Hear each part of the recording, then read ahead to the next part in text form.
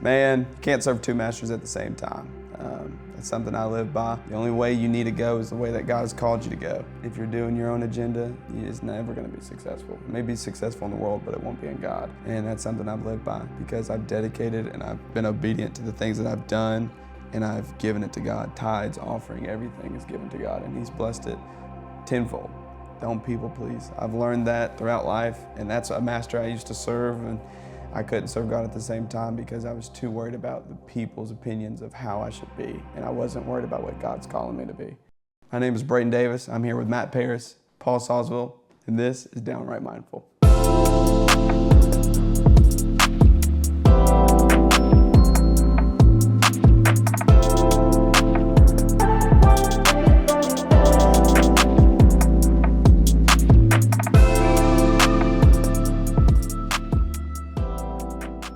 You have an online presence. You've been crafting that for a while. Where did that, because you asked him earlier, like, why? Why do this? Why for you? We're throwing that question at you right now. My why, I figured it out my freshman year of college. I did college online and I didn't like it. And I was like, I want a way of making money. And a buddy from high school, his name was Blake Webb, he got into the social digital marketing aspect of that life, and he was making good numbers at the age of 19. I was like, that's something I want to do. And it's something that I've always been intrigued about. So it came to a point to where I was 19 and I said, okay, let's see what I can do and see what I like. So I tried drop shipping. It's a way to make money and affiliate marketing. And then I met this guy named Jonathan Matoya. He does this online class. And from there, I was like, I think I can create and upscale a faceless content presence and make money off of it. Mm-hmm. So I went my first year and I saw no numbers. I mean, 90 days, 3 videos a day, and it was just countless posting content after content. And then one day I blew up with this video. It had 11.2 million views and got good numbers from it. But I think it was me trying to get a message across saying, you don't always have to be seen in order to make, shake the world in a way. And with doing that, with using other people's content or using motivational stuff, sometimes when I'm swiping on my phone, there was something about, that motivational video that came up across my page, and I was like, all right, this is something that motivates me to get to the next day. And I said, I want to be able to give that message across, whether that's with Jesus, whether that's with motivation. It was something in that niche that I was like, this is something that someone else can benefit off of just as I did. Yeah. So at the age of 19, I really just continued to just indulge in that, and I got good numbers. I've made accounts with 1.2 million followers, and I have 2 right now with 811,000, and then another one with 450,000. And seeing the people request to respond and say something of, wow, this really got me through a hard time. Wow, this really got me through a season of life that I didn't think I could get through, off of just not even me being there, Mm-hmm. And so just seeing that transpire to what it is today, it's not about the followers, it's not about the making of the money, it's about, wow, that kid was really impacted by just a video that took 7 minutes. And they took the time throughout their day just to watch it because they needed some type of motivation. So it started off with, at the age of 19, I want to make money, to, wow, I really want to inspire the next generation to, make something for themselves. And whether that's people asking me, hey, how do you do this? What's the road, Mike? What's the next thing that I need to post? How do you figure out the algorithm? And in that, learning the little stuff, it opens up this big picture of, wow, I think I could do this for the rest of my life and make money off of it and inspire the next generation. So what's the next thing Matt Paris needs to learn? Because watch, I did some quick math. You said 90 days, 3 videos, that's 270. Are you making those numbers up? Are you exaggerating? Or legit 270, probably a real number to where you're still not seeing anything? Oh yeah, I didn't see anything till, I would say, day 80. I didn't really see, I was in the thousands of views, thousands, not even tens of thousands. But that was... what kind of, are you clipping motivational content? Or are you creating motivational content at that point? Oh yeah, it was 2. So at that point I was creating motivational content. So background, B-roll, captions, got someone's voice in the background, Denzel Washington, some actors or whatnot, and it's just them speaking, you know, life into somebody or a clip from a movie. And so that was basically it. So, I mean, it was hard. It's not like it's taken me hours and hours of the day. Like one video maybe take 2 minutes to 7 minutes, depending on how good you get at it. But you get into rhythms of things after day 30. But these were real numbers, 270, because you got to put in the work to see anything. And that's something I've always lived by. And there was a guy, I can't remember his name right now, and he said he posted 6 videos, 7 videos a day for 90 days, 120 days. And I was like, well, I can do a little bit like that. Like, I don't have the most time in the world, but I can sit at my computer and hash all this out. And I did that. And I wish I was making up those numbers, but there was some 1 a.m.s, 2 a.m.s of doing that because I loved it. And, you know, if it was that one person who liked it, it was that motivation the next day, like, okay, I can get 2. So that was me. No, we're having this conversation all the time. Just, it's reps always come up. Oh, absolutely. Reps. And like, you know, we've even said, you know, who's our audience? I mean, there's people who know us because, I mean, when you're a teacher, you're a local celebrity. You can't go to Walmart without being seen, you know, stuff like that. But that doesn't mean that when you create content like we're talking about right now, that it's going to get beyond those circles, right? Who's our audience? We're still crafting that kind of stuff, but we're also trying to find our voice of what this looks like. He's found his voice in a criminal justice classroom. He found his voice with a badge on. He found his voice undercover, like comfortable in his skin pursuing that. In the classroom, yeah, I get it. I mean, like I could walk in anywhere, shoot public speaking, put me in front of 50 people, and I don't think I'm exaggerating, put me in front of 5,000 impromptu, and I would have something to say without like being so nervous I would be paralyzed. There's just, you craft certain things with reps. But like, we're episode, what is this, 37? Yeah. Yeah, we've already said, I mean, like, we're not even gonna bat an eye till 100.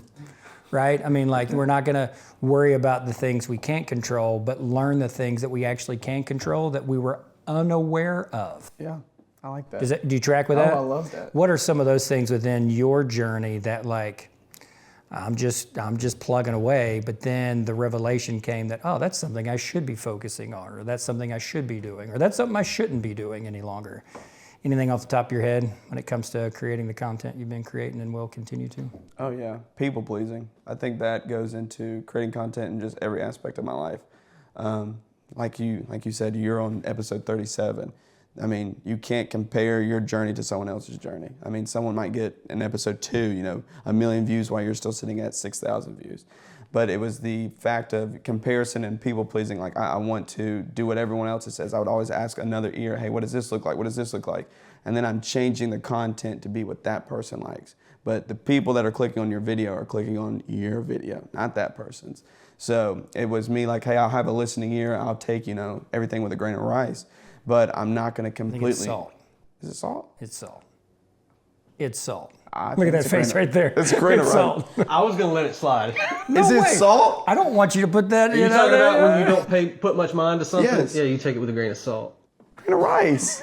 Who taught you rice? I'm not going to say the name, but I'm going to tell you. I bet they say it all the time. In They do. I sent a voice memo and he said, a grain of rice. And I took that and I said, I love that. It's still small. I'll go with it. We'll look it up. Keep going. Grain of salt. But you take everything with a grain of salt and you take their ideas and you implement it to your video, but don't change the trajectory of which your content's going just because of one person or another group of individuals say. It means you'll know your niche, you'll know your target audience by the respect that they give to your content and by the mutual respect you have with people. I mean, just like y'all two. I mean, there's a mutual respect with y'all. I mean, you can come in here and go to his fridge and open it right up and grab a water bottle, but I don't think he's letting anyone else into his fridge like that. If I've let you in my house. But I'm saying if someone just comes out of nowhere and says something and just say, let me just give you this little bit of nugget, would you take that? No, I'm going to need, are you talking about in the context of like creating and professionalizing? Yeah. Say someone that doesn't really know. No, I need there to be some evidence of knowledge, a basis of knowledge. For me to not take you with a grain of salt, I need there to be or a grain of rice. I really do that. For me to not take you with a grain of rice, I need to see some receipts. Or it just needs, at 41, I can sort of, I'm learning to differentiate between someone that's just being negative or the opposite of that. It's my mom. She would say I did a good job no matter what. You know what I mean? Yeah. You learn to discern those things. But when it comes to day-to-day interactions, before I let you into my decision-making process, I'm going to need to see that you either have been somewhere or you've done a really good job of convincing me that you're going somewhere. Yeah, I like that. Yeah. So you mentioned Mr. Man. I did. That is the Christian man. Do you know he has a band? I've heard of that. There's a little whispers. Apple Music, Monday Night Social, man. Go find it. Spotify, they're everywhere. What? Multiple albums. Now, he's getting near the end of his teaching career. My man is still rocking. So they have gone all in and invested. They have went out and got a producer, and they have been grinding for over a year now. This summer's a big deal. It's a gift being a teacher where you can take your summer and so they're still laying down tracks. Chattanooga, I know they've been to Nashville. They're getting it done. He's going for it. Even this morning before I came to see y'all, I'm writing. Him and I had a conversation just this week I told him I wrote on a sticky note and I put it up on my cork board right in front of me where I work and I said this because I've heard this multiple times and I wanted to just keep it in front of me. Write the book you want to read. And he said, yeah, I am creating the album I want to listen to. Wow. Now there's a couple trains of thought of hey, if there's an audience out there, does the audience want to read this? Does the audience want to listen to this? But there's something, and I'm going to frame this as a question to you of so is that a one-lane highway or is that a two-lane highway where you're considering both of those things of being true to yourself as an artist? Because do you see yourself as a digital content artist? I don't know how to say it, but you're creating stuff that's unique. It's creating stuff that's Braden Davis, but you're creating stuff for other people. But what's your take on that? Are you sitting down going, what do the people need? Who's my audience? What does that audience need? Or you're going, and I've lived some life, and I want to take that life and I want to channel it through this art, this medium, through this. Where do you land on that? I think I'm going into that next section of what you talked about. It's at the point to where I'm more reciprocating off the audience of what they feel, what they look like, the numbers, the average watch time. But then I think later in life when I hit, a place to where I'm still in my gathering years is how I like to say it until I'm 25. Yeah, so it's I'm still gathering as much info as possible. I can still, teach and, certain things, but You're Anthony Edwards.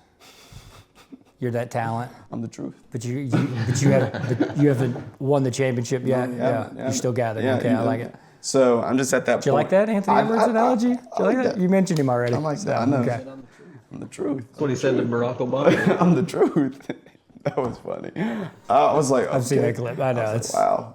You have That's a guy. 5 people in there with over 3 championships each, and he has 0, and he says, I'm the truth. I'm like, okay, I respect that. Okay. But yeah, I'm gathering a lot of info, and then I think there'll be a point to where it's the life that I've lived and what I've learned is getting to the point to where I can implement that into my videos and teaching, and maybe it goes from faceless content to my face in the content.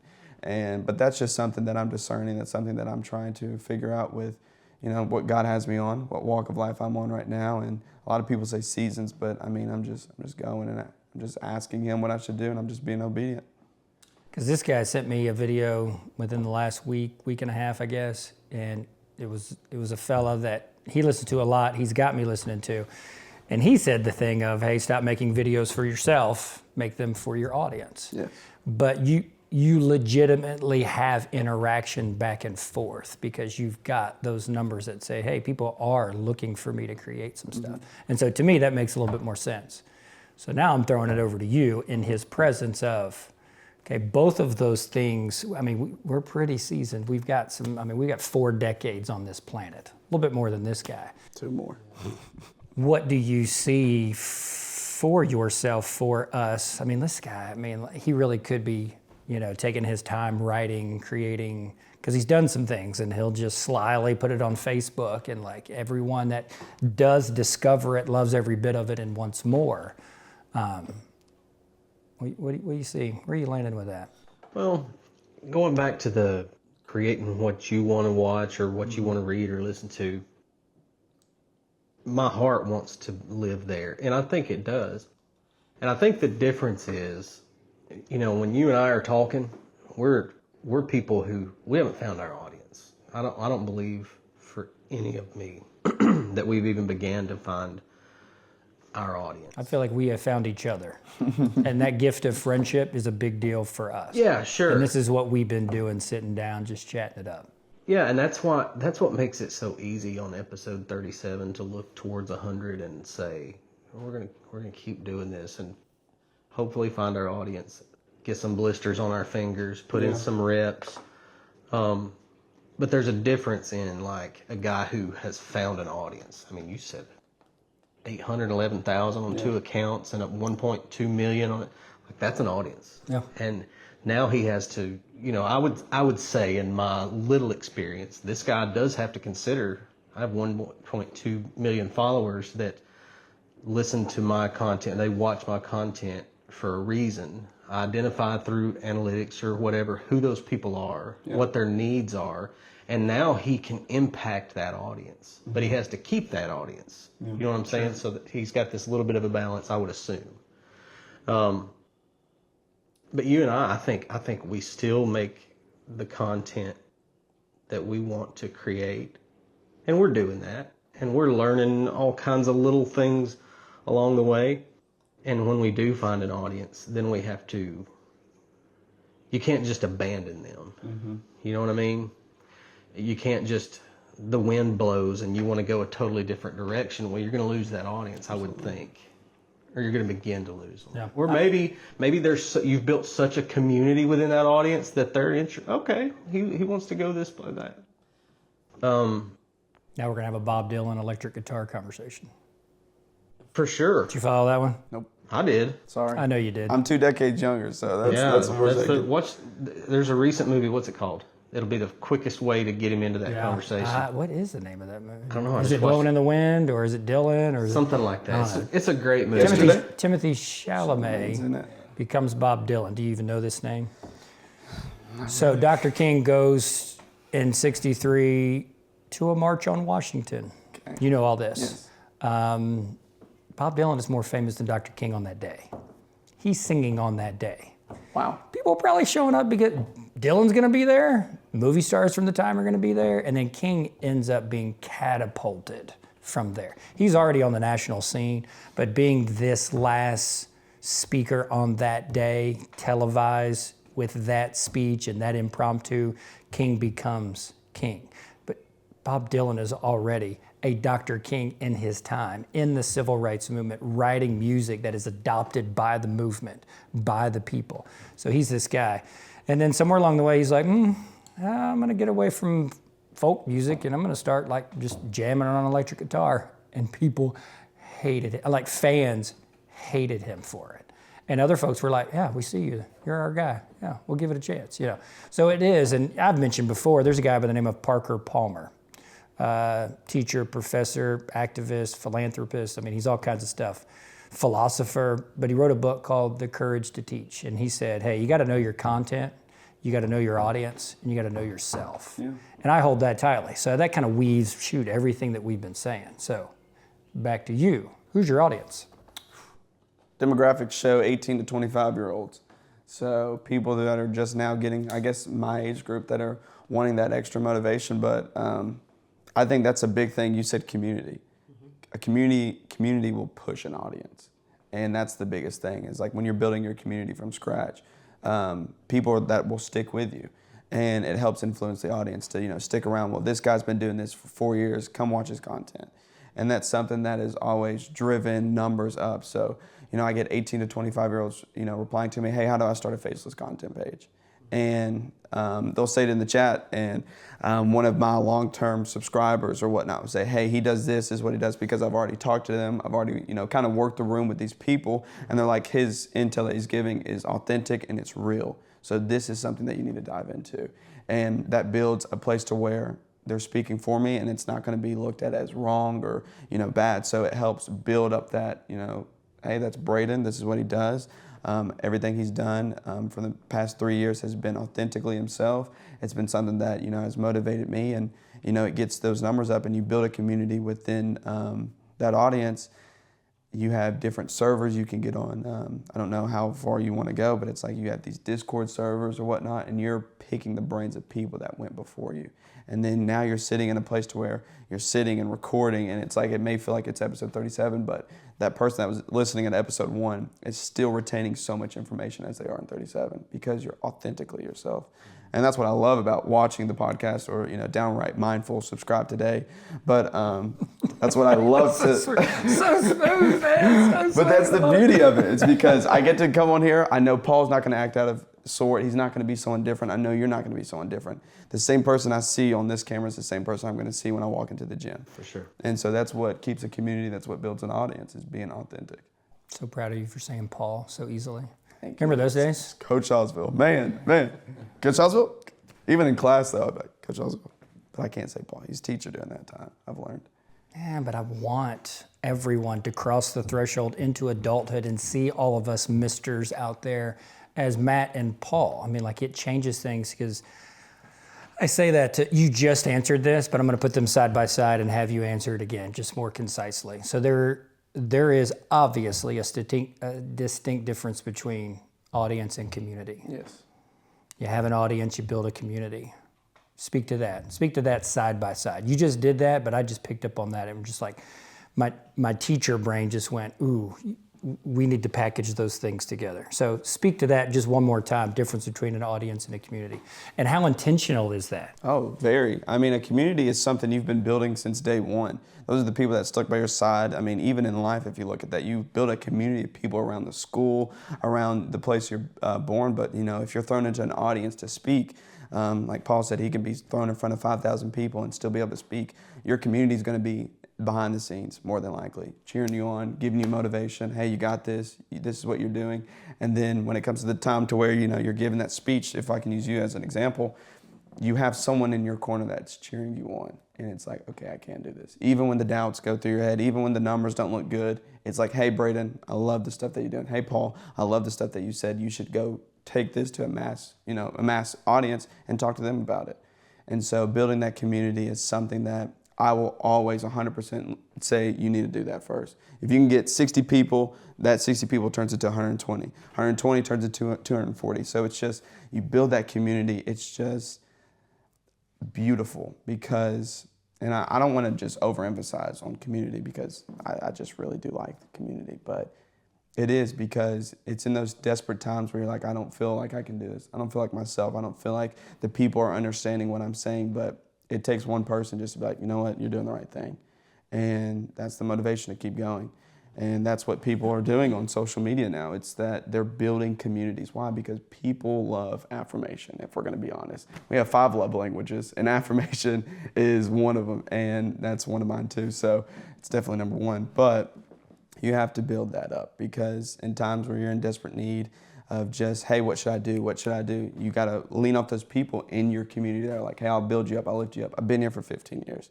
I've been your friend. Like, y'all have a mutual connection. Like I've said, there's that aspect of, hey, I can go to you in a time when I'm in need.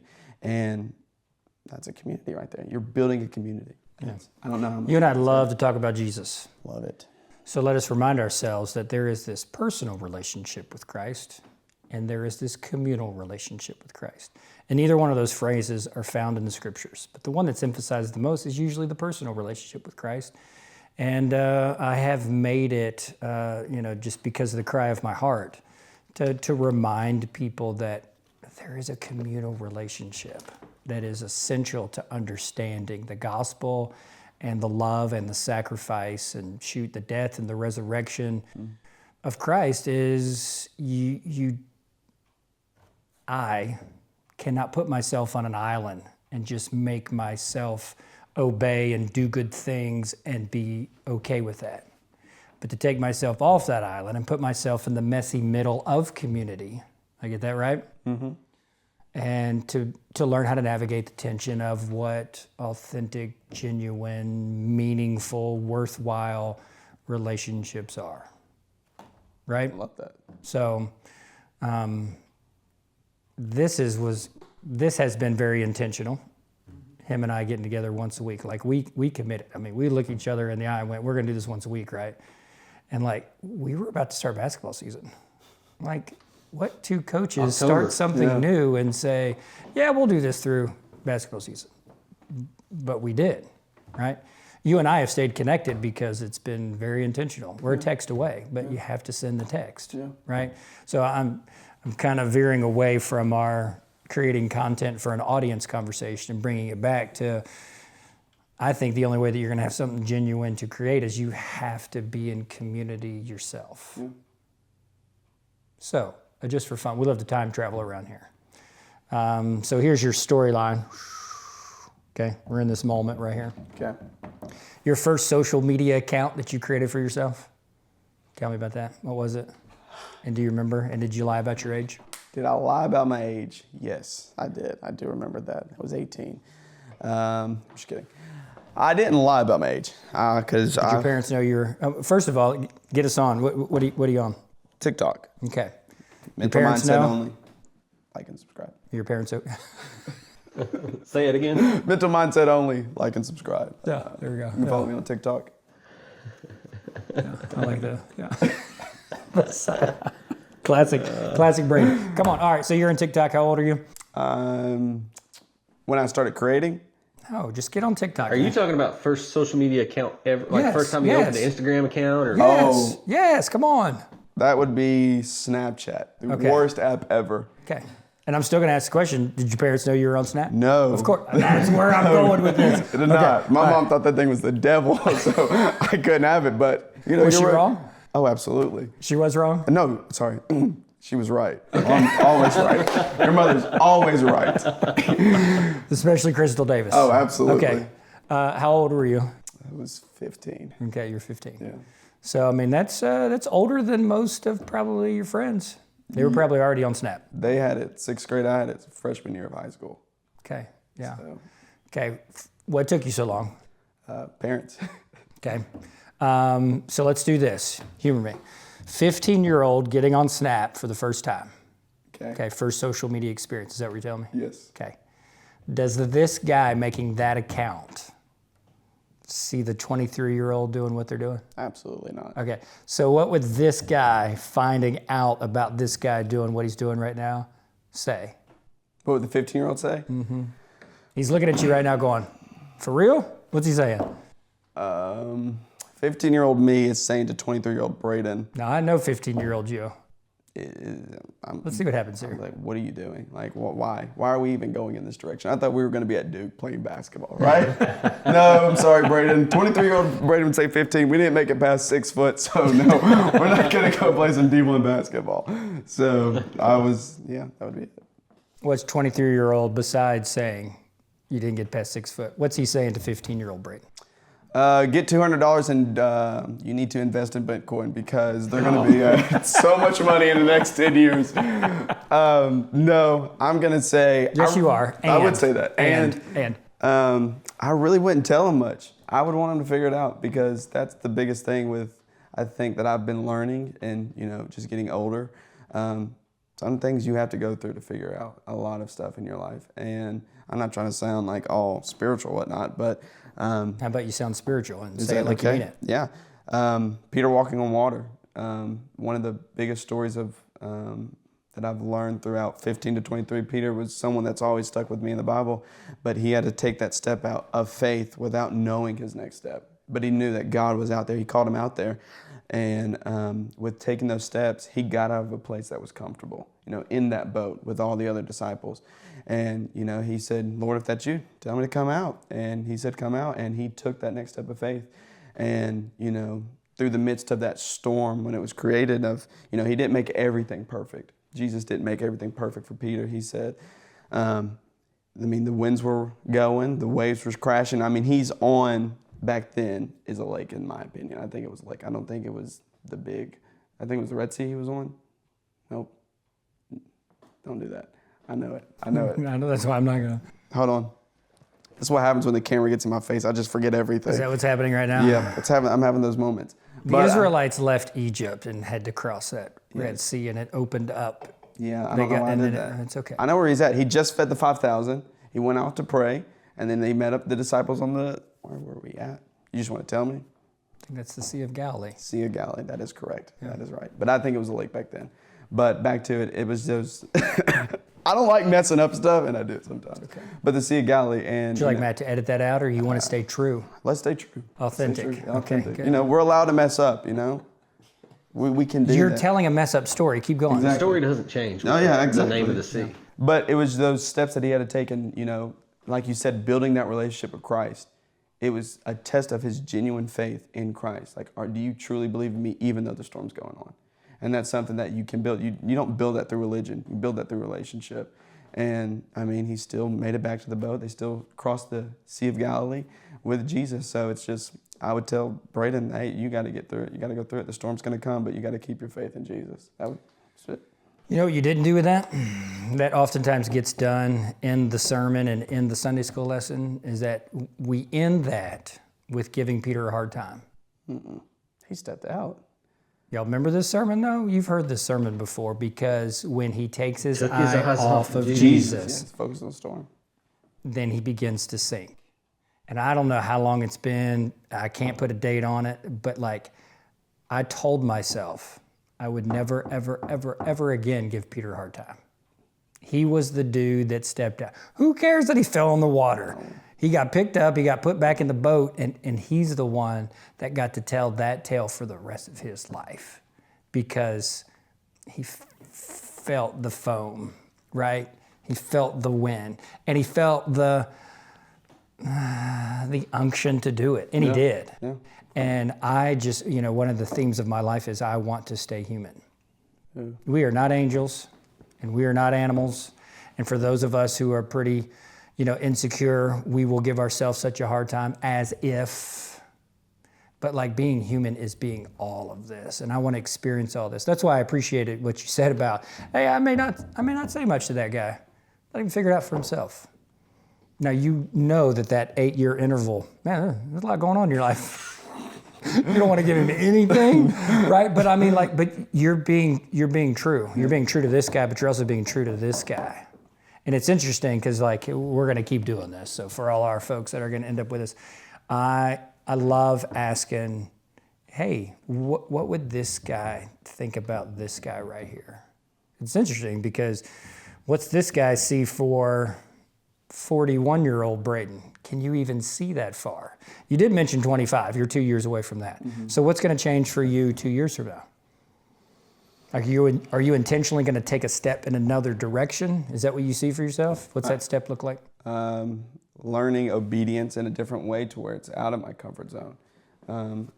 That's one place that I've been trying to figure out. You know, since like I think the age of 7, I've dealt with anxiety, and it's been a ruler of my life. And you know, at the age of 23, I've really learned to step out of that with traveling and not being bedridden from just paralyzing fear, but doing stuff like this. Hold on. You're not exaggerating, are you? Oh, no. You're not? No. That was... Because I know these...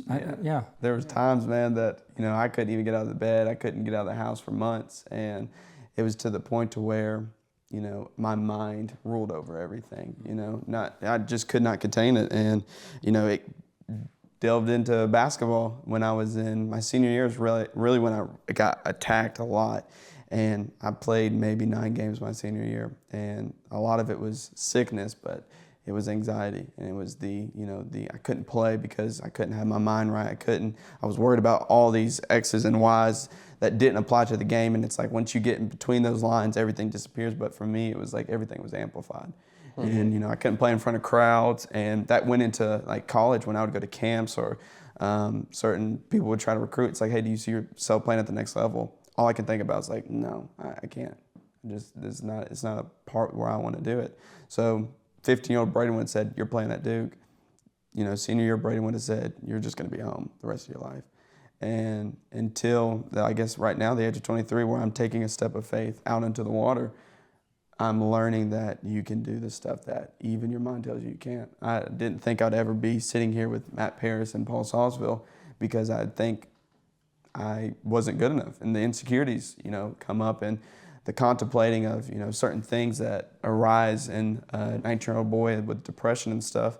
You don't see yourself as being successful. That's why when I glued myself to the screen at the age of 19 of trying to figure something out, is because it was fighting off the anxiety, it was fighting off the depression. Playing worship music in the background while I'm just cranking out 3 videos a day. It's the only thing that separated my mind at the time, and that's where I was at.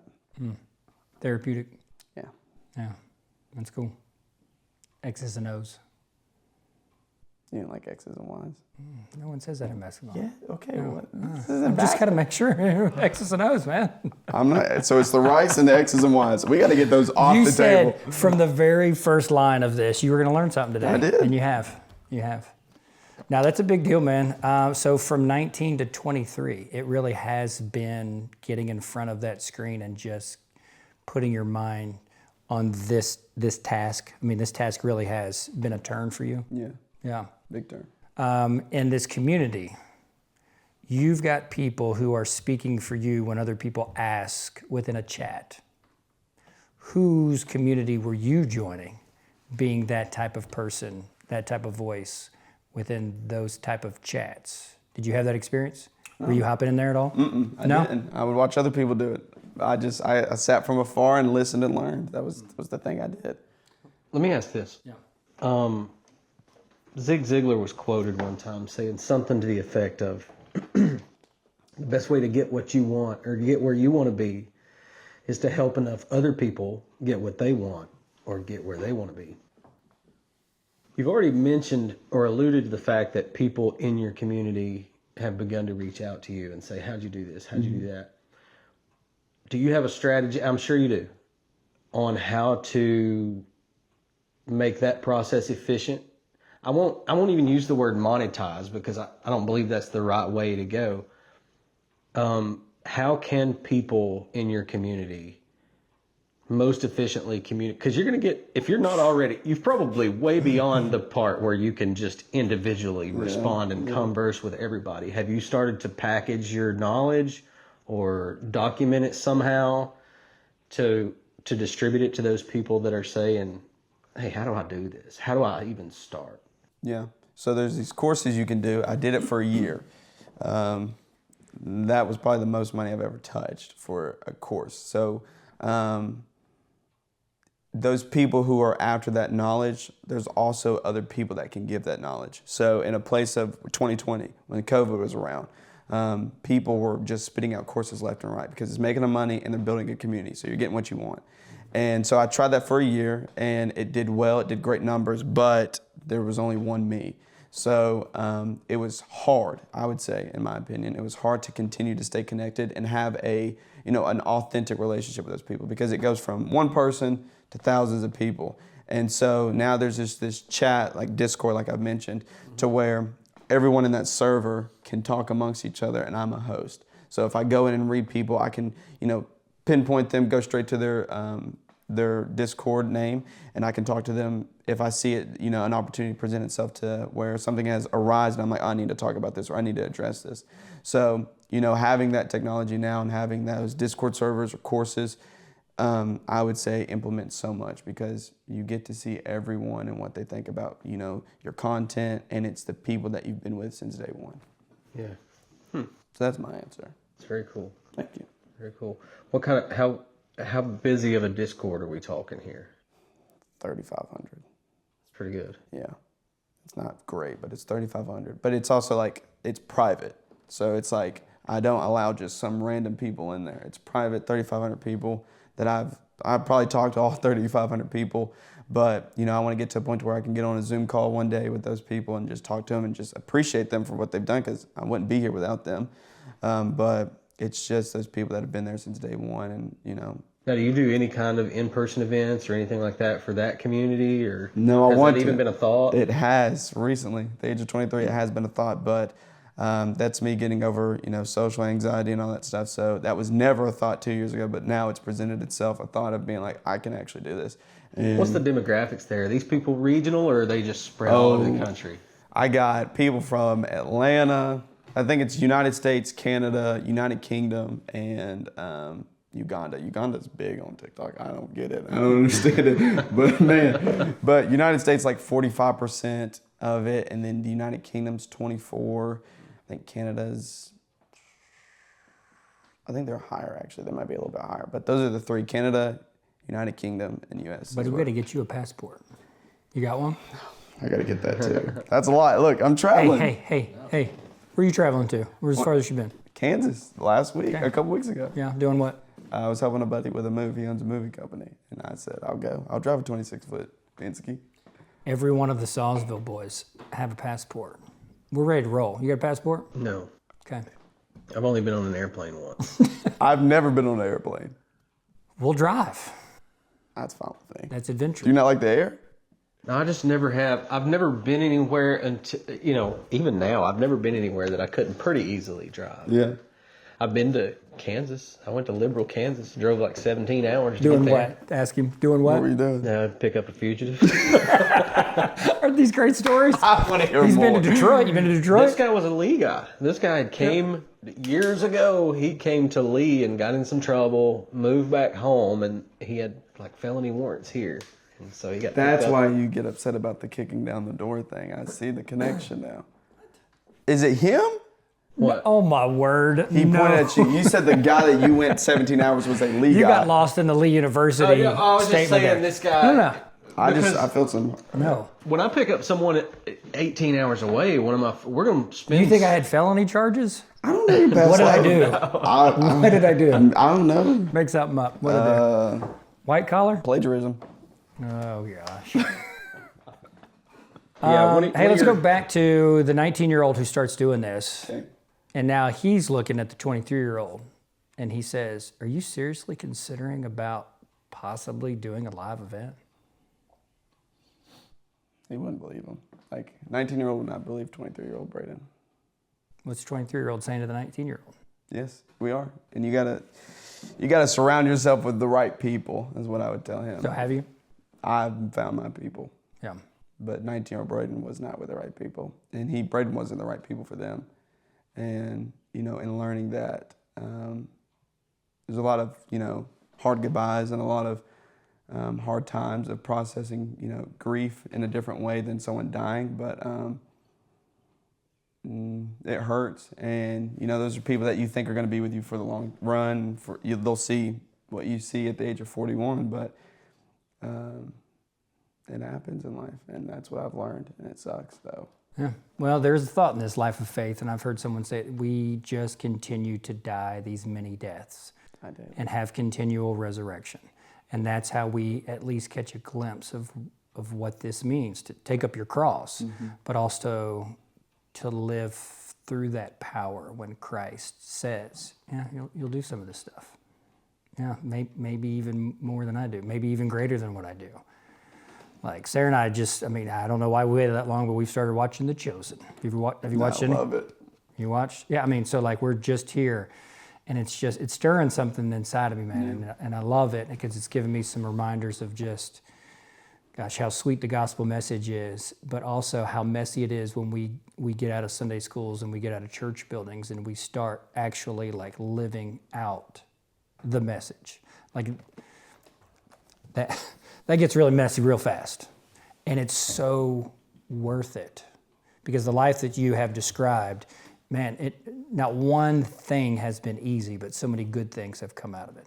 You even mentioned the 5 love languages. So that's Gary Chapman's work, and it's been around for decades. Do you know those other 4 besides words of affirmation? Gifts and services, physical touch.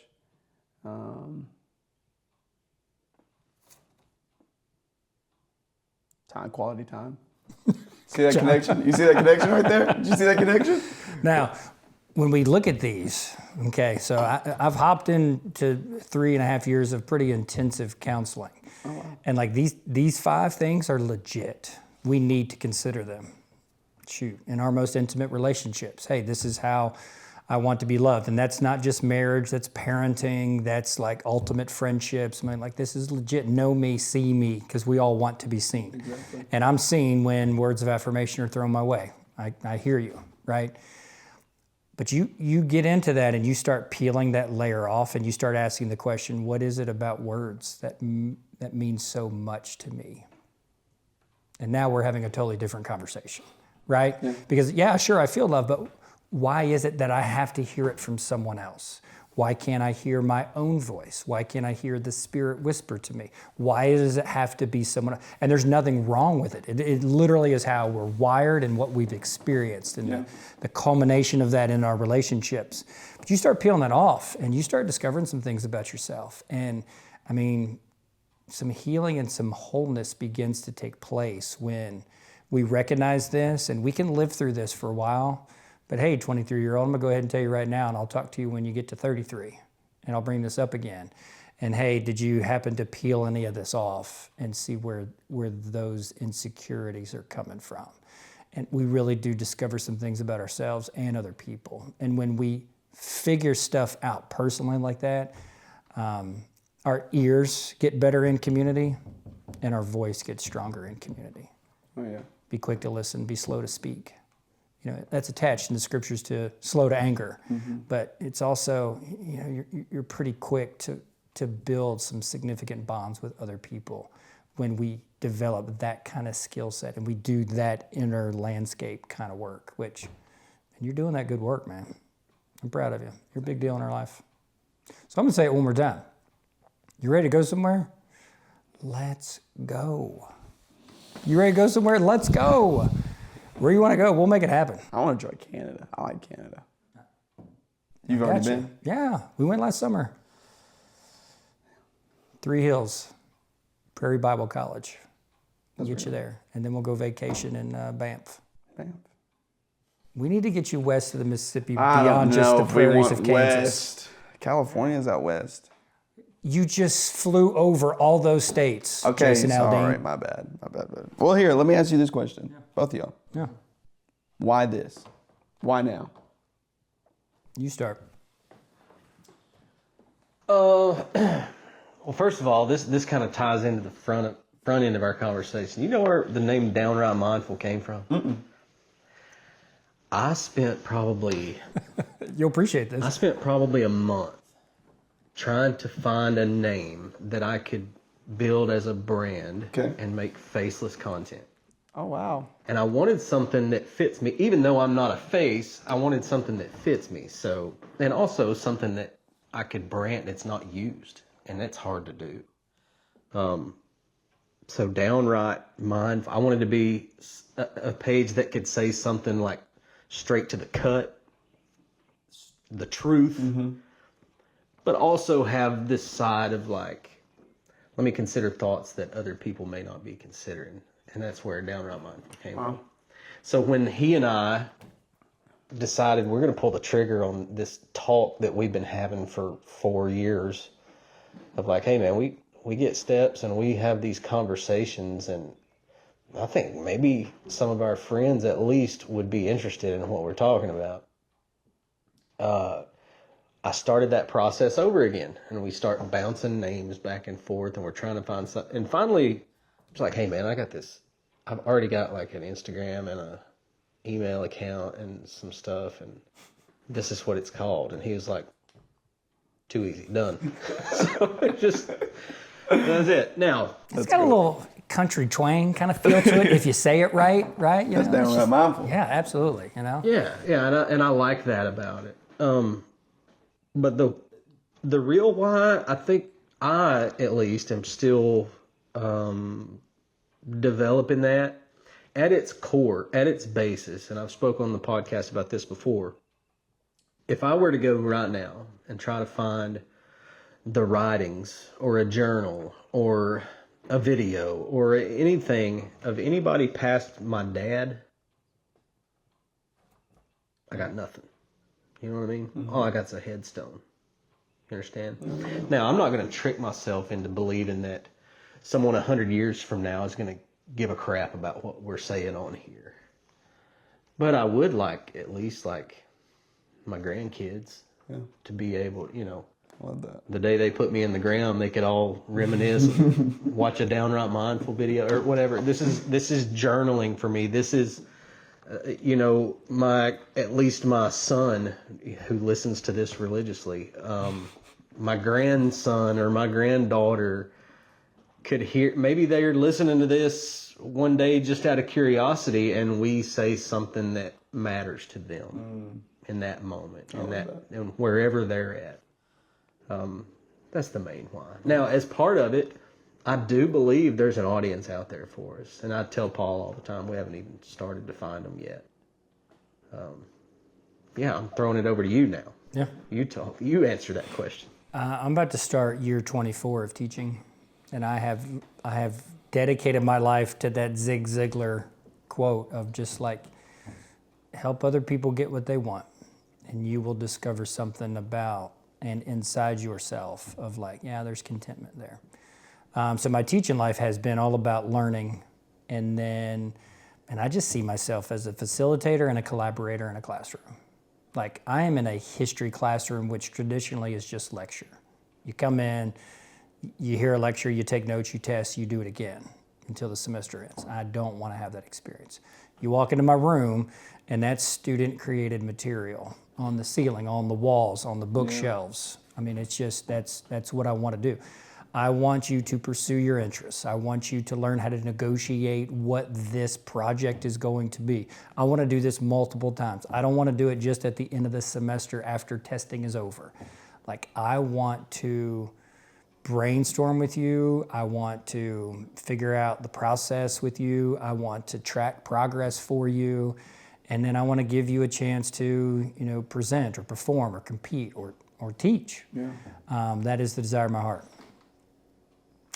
Last 2 years of my life, there's the shift inside of me is I'm going to start doing some stuff for myself. Like, I spend a lot of brain power, a lot of heart, soul power trying to craft things for other people to discover ways they can create. 2 years ago, I started writing that book that I've always said, I'm going to write a book one day. Well, you only write a book when you write a book. So I've been writing. And about 40,000 words in. And you're just writing today was just a lot of fun. Hopped on ChatGPT, threw some names out with 2 themes of, hey, what was their biggest, earliest mistake? And what was their biggest breakthrough? And I mean, I'm from Messi and Marta, if you're a soccer fan at all, to John Coltrane and Aretha Franklin made my list. And I mean, I'm just trying to run the whole spectrum of people that they only get to where they're at through reps. It's the theme of where I'm at in the book right now. So I'm just from Basquiat to who else made the list today? Steve Jobs is on the list. Love that, man. From athletes to musicians, but also to Dr. Seuss and Mr. Rogers made my list. ChatGPT, throw me something, and then, okay, I knew that, or I didn't know that. Now let me weave this into my writing. And so it's been really fun collaborating, and then me crafting something that, man, I could turn that into a seminar. I could turn it into a lecture. I could turn it into a project. I could turn it into a book. I could turn it into a podcast. That stuff excites me. Like, as you hear, my voice speed up, it just means my brain is rolling right now. Like, we could camp out right here and do another hour just on what I wrote today. And I only write 33 minutes a day. Wow. Because my life has been so full. Yeah. Now, without coaching, I think I'm about to double that. But I found out that between 20 and 40 minutes, I could throw down a complete thought. So somewhere in there, I landed on 33. And I literally put a timer on. I have that playlist, and I go. So whether I'm typing or whether I'm literally writing or I'm bouncing things with ChatGPT, because my friend Matt Paris said, use that thing as a collaborator. Please. And I have. It's so useful. Yeah, if you're not, you're behind. I mean. So I love that you just asked us a question. That's so much fun. But you get the last word.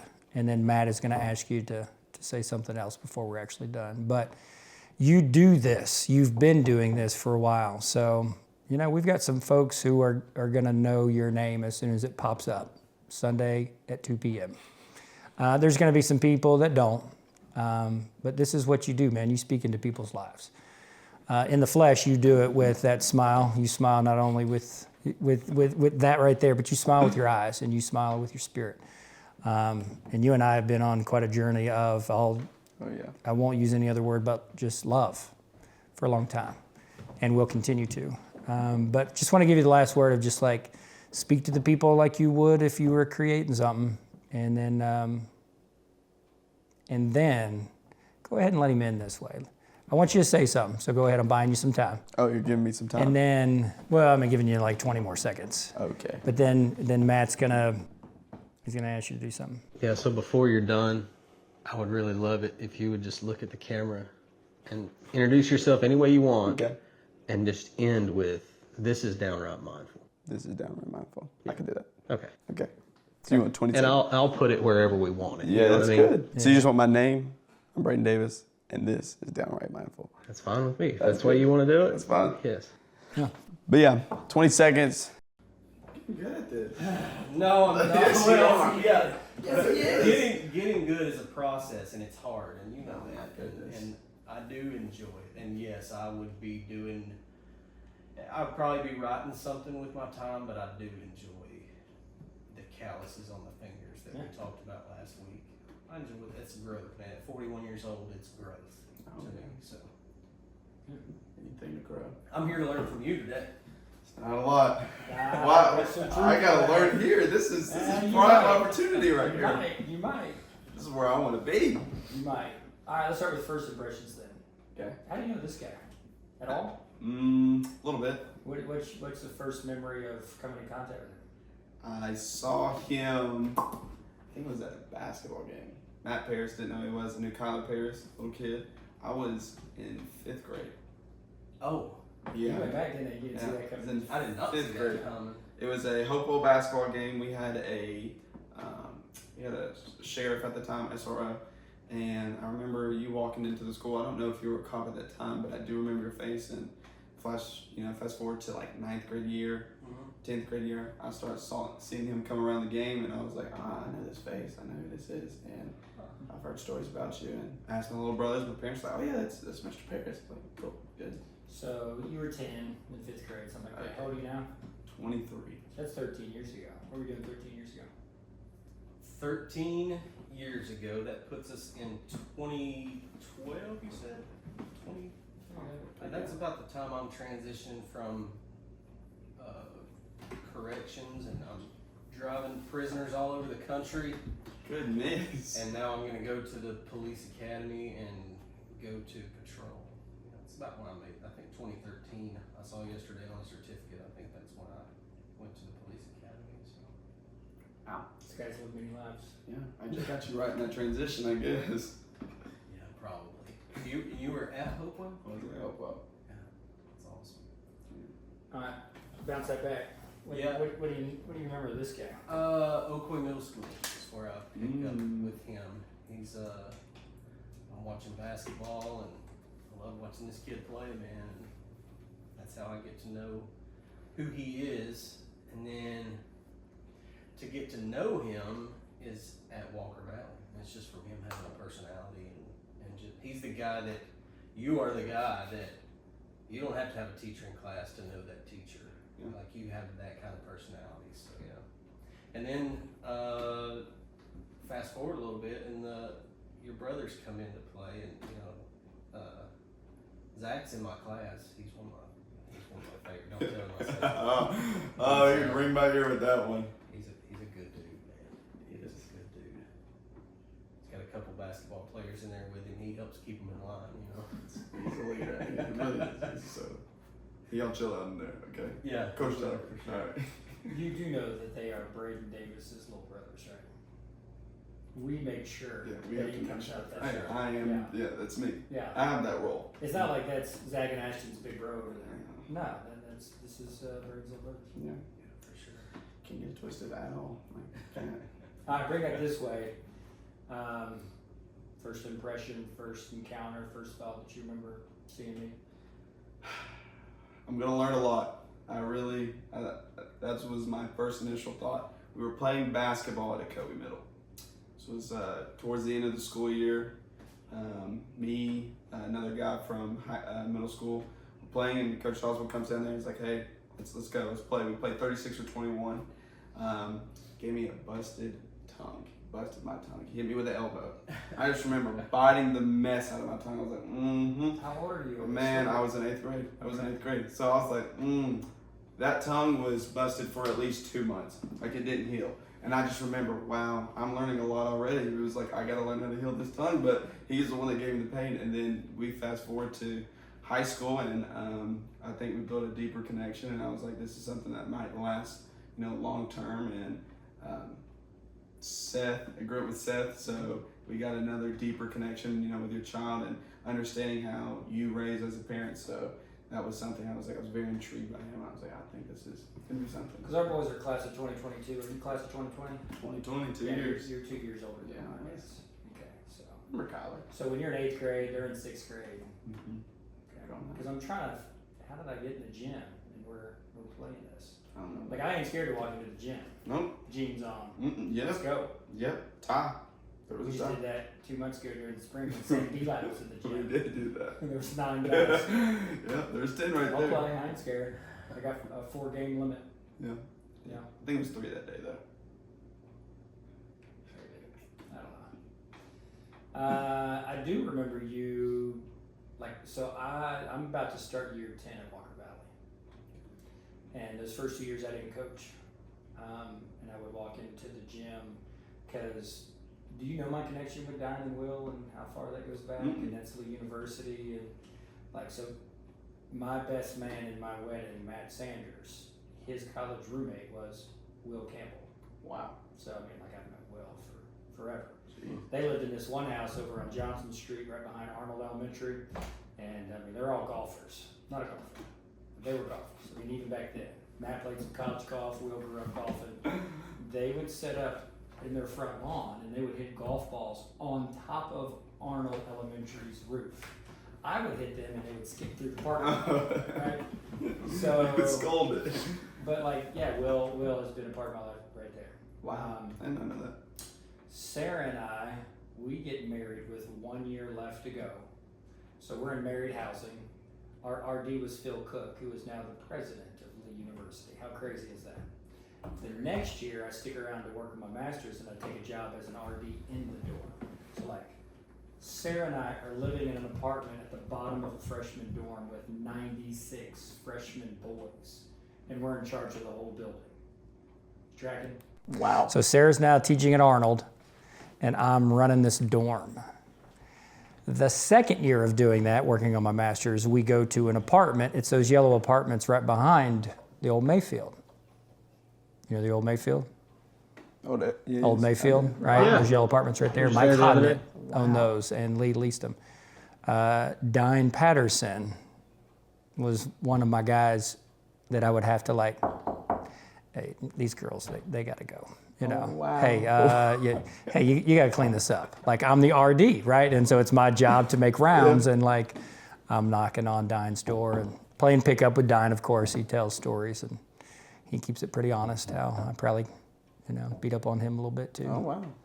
I wasn't in my prime, but I was still hooping back then. So is this like That was young. one-on-ones? That was young. One-on-ones though? Sure. I need 5-on-5, to hear 3-on-3. one school. What's the score? Oh, he probably wasn't close. Really? Oh yeah, for sure. Come on. Your side winning? Yes, of course. We'll ask Don. We'll Okay, we'll yeah, I definitely need verify that. Speaking of Don, Yeah. he listens to this podcast, so I'm not going to say the name of the restaurant now. I said it a couple episodes ago, and I talked about how good it was. And I got a text from Don that week with a picture of the ugliest little chicken wing you've ever seen. And he said, worst take on Downright Mindful ever. So I have to formally apologize to that. That has not been my experience at that You're not place. even going to name the name of that restaurant, are you? No, absolutely not. It's a family local owned, and that has not been my experience. It's been a great restaurant, but he's got the wrong thing, on the wrong day. Yeah, it's just wrong day. That's Now, I said all that to say this. When they were with Coach Bob, who Coach Bob took over when I was still coaching at a COE. So I coached 8th grade boys for 5 years. And my last one was Coach Bob's first one because he used to be at McMinn. He coached girls back in the day. I don't know if you know all that. Yes. McMinn County. So he ends up at Walker Valley, takes me out to lunch. King's Barbecue, does that sound right? Out here in Charleston. Yeah. Him and I sitting at King's. So when I got to Walker Valley, not coaching basketball, man, I felt like I could wander in the gym anytime I wanted to because it's Bob and Will and Dime. And so I would come and during my planning in 4th block, come watch y'all practice sometimes. Or I'd stay after school and I'd watch y'all practice sometime. And so it was that freshman team. Do you remember who you played with? Because like not everybody who plays freshman ball makes it to their senior year, do they? Nope. Okay, so who do you remember from that freshman squad? Because I remember seeing you and Blake in there, of course. Who else? Sam Below. Yeah, of course. Noah Dupree. Yeah. We had Jake Smith. And All those guys make it to senior year. yeah, those are starting 5. Yep, that's right. Later in life. So Okay, keep going. give me Davin Flowers, Yes, who we played with at Michigan Avenue, my yes. boys, yeah. Trapper Shamblin. Yeah. He was there. He Love it. Yeah, he was there. Man, drawing a blank now. That was Travis. There was a kid named Travis. I can't remember his last name, but that's about it. That's all I can Red hair. Yes, Travis Brotherton. That's what it Brotherton. was. Yeah, It he was, played football for us. Yeah, he was a good kid. Good heart. So I say, let's say, you're that kid. You're that kid blowing by everybody, getting to the hoop, and then throwing it to the corner shooter that can't make the 3, even on the freshman team. Yeah, that's you. I remember that. Who is this kid? Oh, I know this guy because I know your dad. And your dad and I go back to probably playing pickup ball all over this town. Really? Yeah. Because he went to Cleveland State for, I think he finished out at Cleveland State or Tennessee Wesleyan, one of them. That's cool. Yeah. Wesleyan.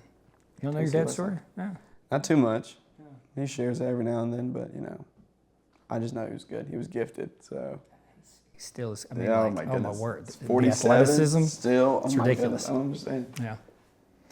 First impressions, buddy. It's a big deal. Yeah, those go. You've already said that you have been raised well. Now, these skills, this persona, this magic, this aura that you bring with you, he alluded to it, just like you can. You're interacting with people not because you're assigned to space and time with them, but just because. How's that converting to, I'm just going to jump right into this with this guy. So impressed by you. Was that good? Yeah, that's great. That's great. Good. Thanks, buddy. I messed up on so many words, though. No, you didn't. No, you didn't. I called This the is a Sea of conversation. Galilee the Red Sea. Big deal. That's what I'm here for. That's who I am. Did I give a pause for the Downright Mindful? I don't think I paused it enough. Did I give you a good time to edit it out? I think it's fine. Okay. Yeah, I think it's fine. We good here?